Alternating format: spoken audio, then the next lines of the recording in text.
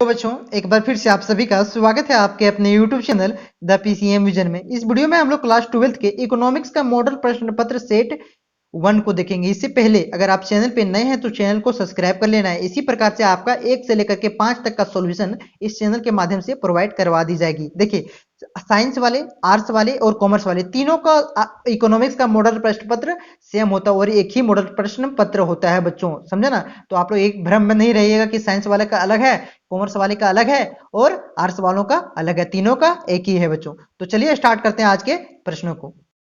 दो वस्तुओं x तथा y के लिए उत्पादन संभावना वक्र इस प्रकार से दी हुई है। देखिए जब x का उत्पादन 0 हो तो y का उत्पादन कितना हो रहा है 10। जब x का 1 हो रहा है तो इसका y का 8 हो रहा है, 2 हो रहा है तो 6 हो रहा है, 3 हो रहा है तो इसका 4 हो रहा है, x का 4 हो रहा है तो इसका 2 हो रहा है, और जब वस्तु x का 5 हो रहा है तो इसका 0 उत्पादन हो रहा है बच्चों। तो पूछ रहा है जो उत्पादन संभावना वक्र का आकार बनेगा वो किस प्रकार से होगा। तो देखिए उसका आकार किस तरह से होगा, इस प्रकार से इसका आकार बनने वाला है बच्चों। देखिए इसमें कितना इसमें 1 यूनिट का कम बढ़ा रहा है तो इसमें कितना 2 यूनिट का बढ़ रहा है, एक अनुपात में बढ़ रहा है, एक अनुपात में बढ़ रहा है बच्चों। देखिए एक अनुपात में बढ़ रहा है, इसमें एक का ज्यादा हुआ तो इसमें 2 कम हुआ, ठीक ना। एक अनुपात में बढ़ रहा है तो इसका किस तरह से बनेगा, इस प्रकार से बनेगा।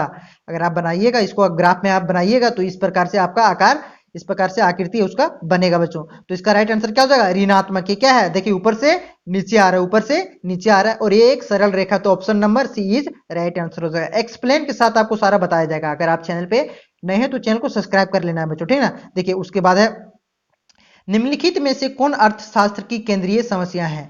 तो इसका राइट आंसर क्या हो जाएगा, किसके लिए उत्पादन हो इज राइट आंसर इसका हो जाएगा। देखिए अर्थशास्त्र की कितने केंद्रीय समस्याएं हैं, 4 केंद्रीय समस्याएं हैं, 4 मुख्य रूप से 4 केंद्रीय समस्याएं हैं। पहला क्या है, किसके लिए उत्पादन किया जाए, पहला है किसके लिए उत्पादन किया जाए, किसके कैसे उत्पादन किया जाए, कितना उत्पादन किया जाए, यही सब क्या है अर्थशास्त्र की केंद्रीय समस्याएं हैं बच्चों। क्लियर है, ये सब यही सब आपका प्रश्न बोर्ड एग्जाम में रहने वाला है। देखिए अर्थशास्त्र में शब्द व्यष्टि तथा समष्टि का प्रयोग सर्वप्रथम किस अर्थशास्त्री ने किया था। तो इसका राइट आंसर क्या हो जाएगा, तीन का राइट आंसर हो जाएगा रेंगर फ्रिश ने। किसने, रेंगर फ्रिश ने किया था। देखिए एडम स्मिथ को अर्थशास्त्र का जनक कहा जाता है। ये प्रश्न बहुत ही ज्यादा इंपॉर्टेंट और ये लगभग सभी एग्जामों में पूछे जाते हैं। पहला प्रश्न आपका यही होने वाला है, अर्थशास्त्र का जनक किसे कहा जाता है, एडम स्मिथ को। और मार्शल ने अर्थशास्त्र की कल्याण संबंधित परिभाषाएं दी थी। क्लियर है यहां तक।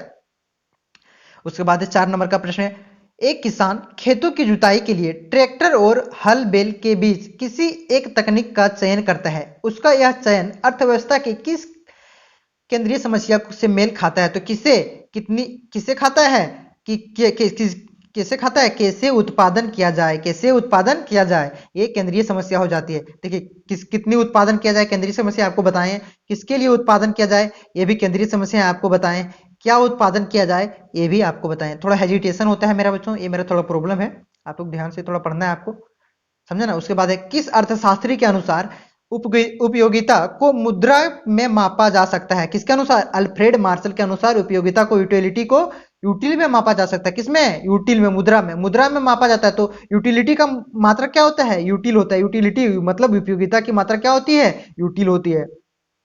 देखिए यहाँ पे दिया हुआ है 15 यूटिल उपयोगिता। देखिए गोलगप्पे का उपभोग करता है तो कितनी 15 यूनिट उपयोगिता प्राप्त होती है, 15 यूनिट, ठीक ना, उपयोगिता मिलती है। देखिए एक व्यक्ति है 4 गोलगप्पे का उपभोग करता है, फर्स्ट गोलगप्पा से कितना 15, सेकंड से 10 और थर्ड से 10, सॉरी सेकंड से 12, थर्ड से 10 और लास्ट से चौथा गोलगप्पा से कितना 8 यूटिल का प्राप्त हो रहा है। देखिए क्या हो रहा है, यूटिलिटी घट रहा है। देखिए जितना आपको फर्स्ट से मिलेगा, मान के चला आप एक समोसा खाएं तो जितना आपको फर्स्ट खाने में लगेगा उसके बाद सेकंड वाला खाने में उतना स्वाद लगेगा क्या, उतना यूटिलिटी आपको उपयोगिता नहीं मिलने वाला है बच्चों। उसके बाद धीरे धीरे कम हो जाएगा और एक समय ऐसा भी आता है जब उपयोगिता माइनस में चली जाती है। ज्यादा मान के चलिए ज्यादा समोसा खा जाइएगा, 5 तक खाएं ठीक है, 5 से ज्यादा खा गए, 6 से 10 खा गए तो एक समय ऐसा का क्या उल्टी नहीं करिएगा, माइनस में नहीं जाइएगा, ऋणात्मक नहीं हो जाएगा, ऋणात्मक हो जाएगा। तो देखिएगा इसको क्या करना है आपको, 4 गोलगप्पा है तो इसको सारा को जोड़ देना है। क्या करना है, सारा को जोड़ देना है और क्या है टोटल चारों गोलगप्पा से उपयोग यूटिलिटी कितनी हुई, प्राप्त हुई, तो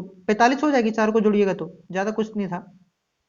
उसके बाद दिया हुआ है, देखिए 2 वस्तुएं रसगुल्ला और गुलाब जामुन के लिए बजट रेखा ए बी को निम्न प्रकार से रेखा चित्र में दर्शाया गया है। तो पूछ रहा है इन 2 वस्तुओं की कीमतें क्रमशः कितना है, पी आर तथा पीजी है। तो बजट रेखा की ढाल क्या होगी, अरे बजट रेखा की ढाल क्या होगी, पी आर बटा पीजी होगी, पी आर बटा पीजी हो जाएगी। बहुत ही आसान था, option number A is right answer. Concept के साथ अगर आप पढ़िएगा ना बच्चों, तो अगर आप पहले इसको पढ़ोगे तो बहुत ही आसानी से आपका हो जाएगा। एक बार आप लोग पहले बना के देखिएगा आप कितना बना पा रहे हैं, उसके बाद हमारे आंसर को से मैच करिएगा, ठीक ना। निम्नलिखित में वस्तु की मांग को प्रभावित करने वाले कारक नहीं है, तो क्या है, साधनों की कीमत वस्तु को मांग को प्रभावित नहीं करते बच्चों। वस्तु की मांग को कौन कौन प्रभावित करता है, जैसे कीमत। कीमत किस प्रकार से प्रभावित करता है, मान के चलिए किसी वस्तु की कीमत बढ़ा दी जाए तो क्या होगी, मांग क्या होगी, मांग डिक्रीज कर जाएगी, घट जाएगी। मान के चलिए अगर आप अभी कैसे पहले 100 रुपये कड़ुआ तेल था, कड़ुआ तेल समझते हो ना, सरसों का तेल, हम लोग देहाती भाषा में क्या बोलते हैं, कड़ुआ तेल। कैसे था, ये 100 रुपये के जी था, अभी 200 रुपये हो गए, तो क्या होगी, धीरे धीरे उसका यूटिलिटी हम लोग धीरे धीरे कम करते गए हैं। उसके बाद है संबंधित वस्तु की कीमत। संबंधित वस्तु की कीमत, मान के चलिए जैसे कि पहले हम लोग क्या, आप मान के चलिए एक बिस्कुट खाते हैं, बिस्कुट कौन सा खाते हैं, पार्ले जी। पार्ले जी आपको 5 रुपया में मिलता है, और वही बिस्कुट ब्रिटानिया, वही ब्रिटानिया कंपनी की बिस्कुट आपको 4 रुपया में मिलती है। तो आप कल खाइएगा पार्ले जी का, छोड़ दीजिएगा, इसका मांग कम कर दीजिएगा पार्ले जी का। तो क्या कर रहा है, संबंधित वस्तु में भी उसकी मांग को प्रभावित कर रहा है। उपभोक्ता की आय मतलब जितनी पैसा कमाएगा उतना ही खर्च करेगा ना। मात्र वो 5,000 रुपया कमाता है, 5,000 रुपया कमाता है, तो वो 6,000 रुपया का यूज करेगा, मांग करेगा नहीं करेगा, कितना करेगा, उससे कम ही करेगा ना। जिस प्रकार से जिसका आय होती है उसी तरह से उसकी मांग भी होती है बच्चों। तो इस समझ में आ गया होगा, मांग को प्रभावित करने वाले कारक तो क्या है, साधनों की मतलब उससे संबंधित। मान के चलिए बिस्कुट बनाने में जो जो जो संसाधनों की आवश्यकता पड़ रही है, उसकी उसकी कीमत से क्या लेना देना हमको, उससे कीमत के नहीं ना, हमको डायरेक्ट बिस्कुट से मतलब है। उसके बाद है यदि एक्स की कीमत कम हो जाए, वस्तु वाई की मांग कम हो जाए।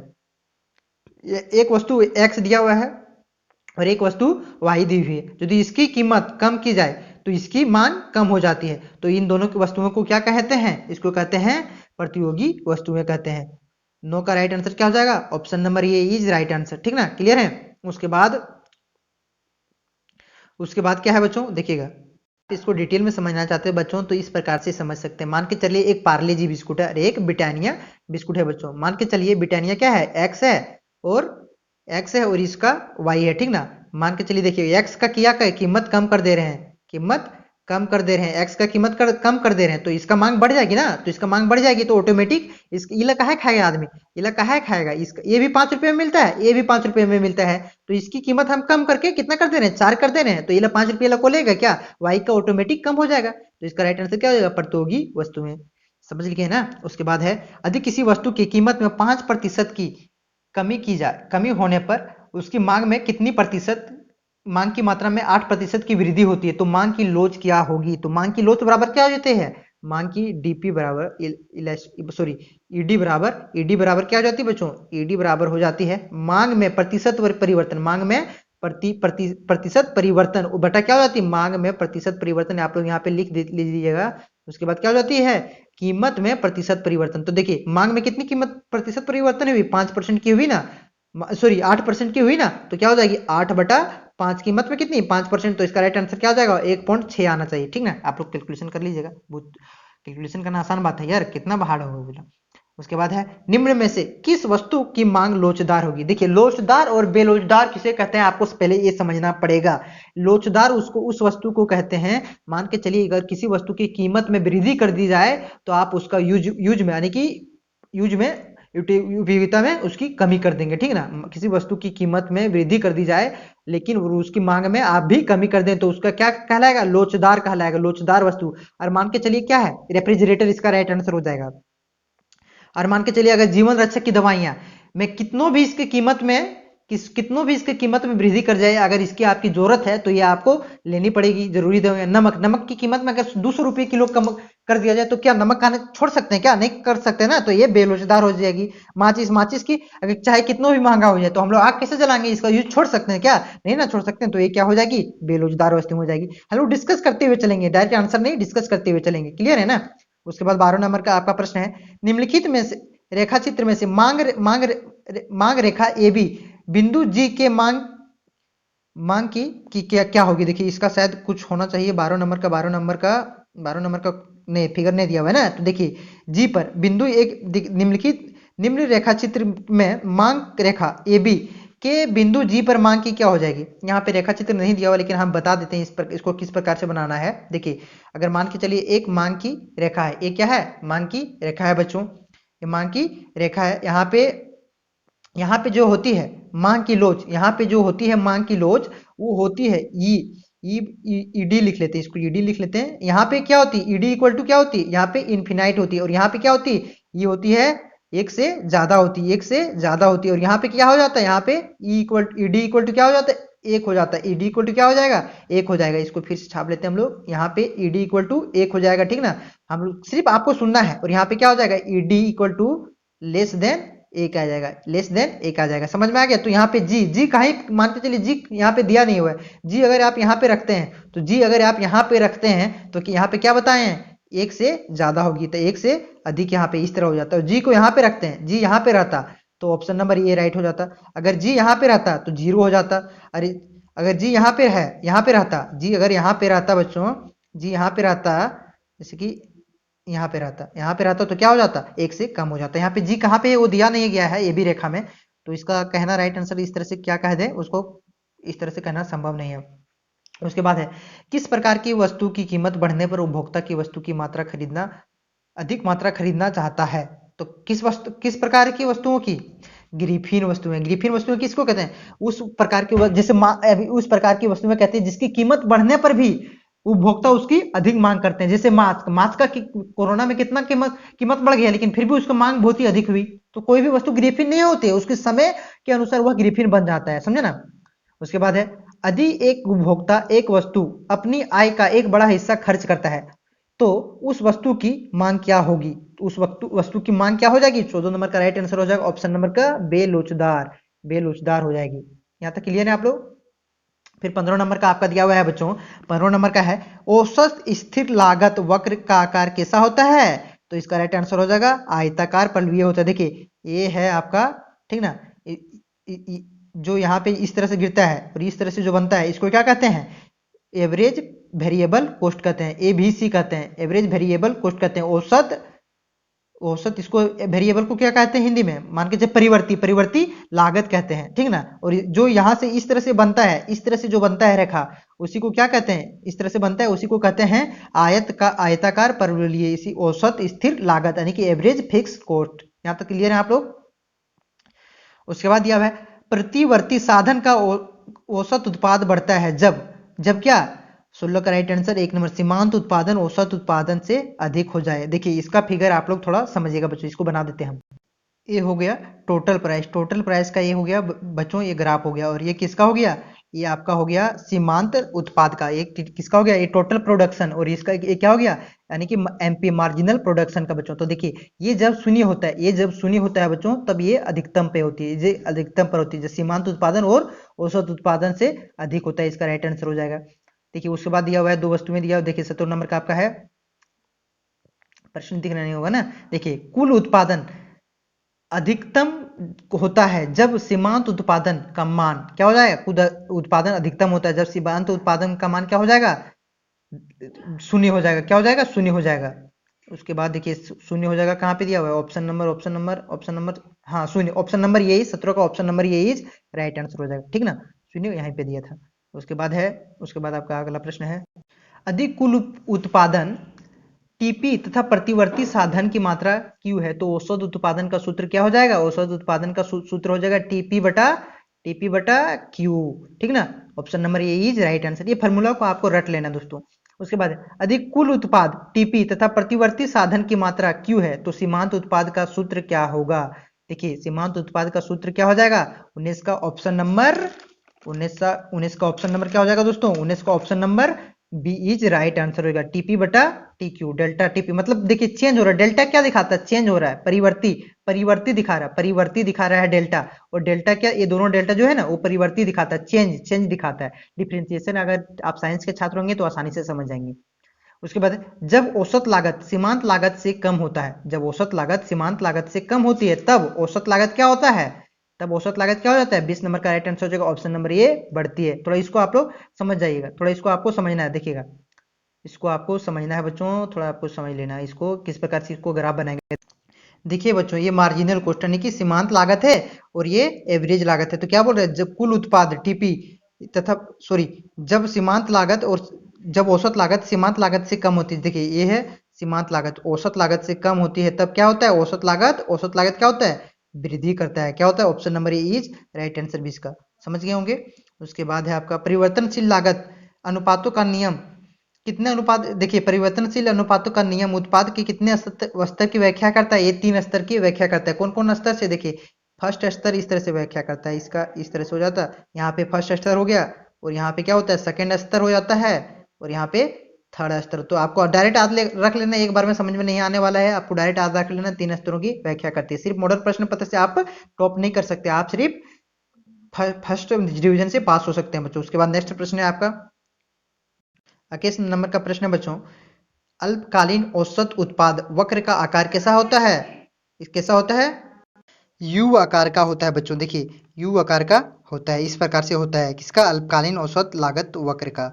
उसके बाद 23 नंबर का प्रश्न बच्चों, निम्नलिखित में से कौन सा स्थिर लागत का एक उदाहरण है? स्थिर लागत मतलब उसका मतलब लागत नहीं बदलने वाला। देखिए, अस्थायी कर्मचारियों का वेतन इसका राइट आंसर हो जाएगा। ऑप्शन नंबर फर्स्ट ही है। उसके बाद प्रति इकाई बिजली। प्रति इकाई बिजली मतलब इस प्रकार से जितना हम उत्पादन करेंगे उतना ही बिजली लगेगा। मान के चलिए कभी उत्पादन कम किए तो कम बिजली लगेगा। कच्चे माल तो उत्पादन करने में जितना उत्पादन करेंगे उतना ही माल लगेगा ना, कच्चे माल। उसके बाद है दैनिक मजदूरी, तो उतना ही दैनिक मतलब प्रत्येक दिन का मजदूरी, प्रत्येक दिन का मजदूरी की बात कर रहा है, स्थायी कर्मचारी की बात नहीं कर रहा है, प्रत्येक दिन का मजदूरी का बात कर रहा है।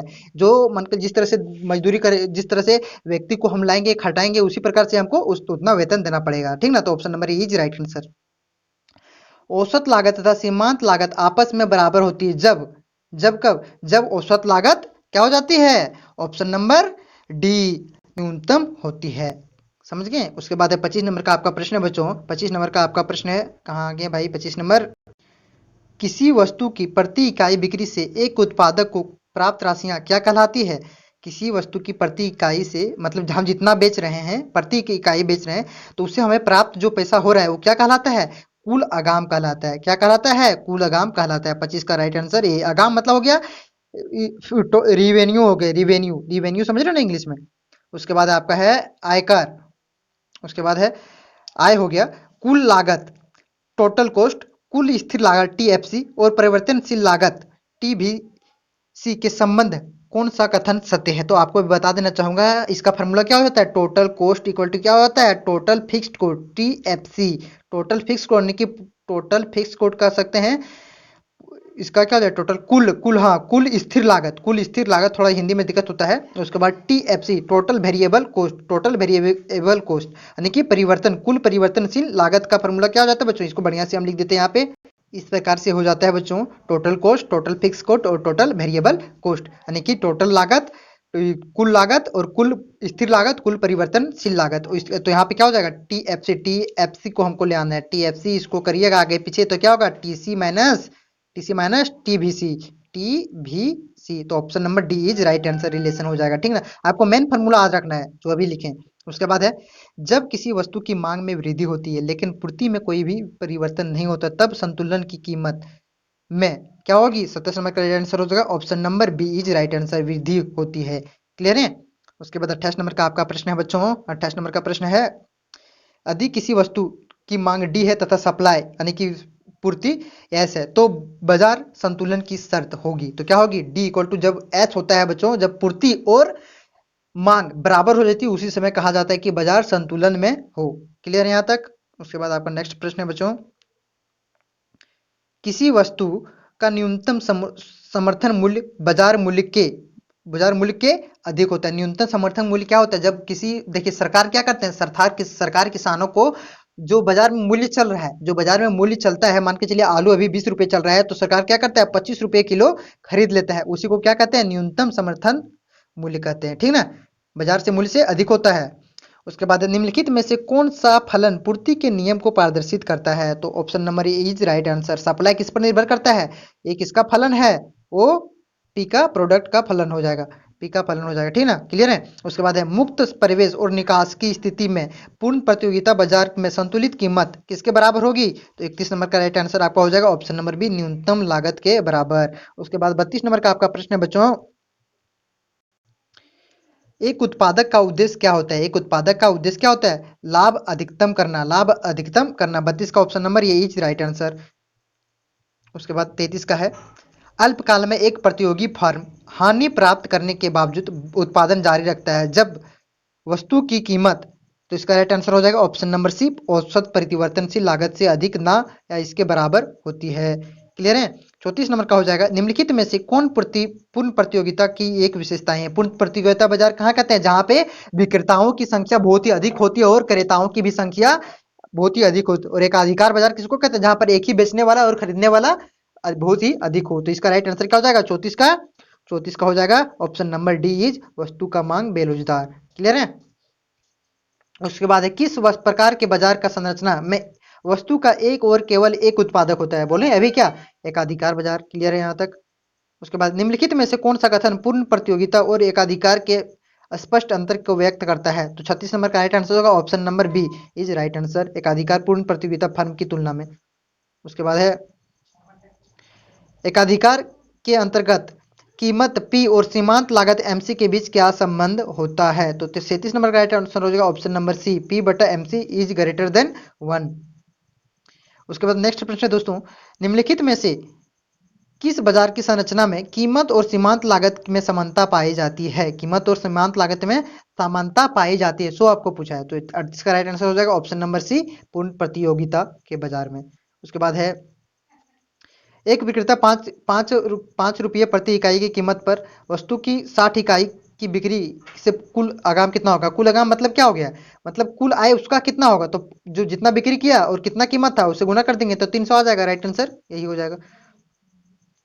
उत्पादन कर में वृद्धि से किस वस्तु की पूर्ति, किसी वस्तु की पूर्ति क्या हो जाएगी, उत्पादन कर में वृद्धि कर देंगे तो क्या हो जाएगी, कमी हो जाएगी ना। तो 40 का राइट आंसर मान के चलिए। उत्पादन कर में जैसे कि 5 रुपया पहले कर लेते थे, अब 10 रुपया लेने लगे, 10 रुपया कर लेने लगे तो क्या हो रही, तो उत्पादन में हम लोग क्या कर देंगे, कम कर देंगे उतना ही उसको बनाए रखने के लिए। तो राइट आंसर सी हो जाएगा।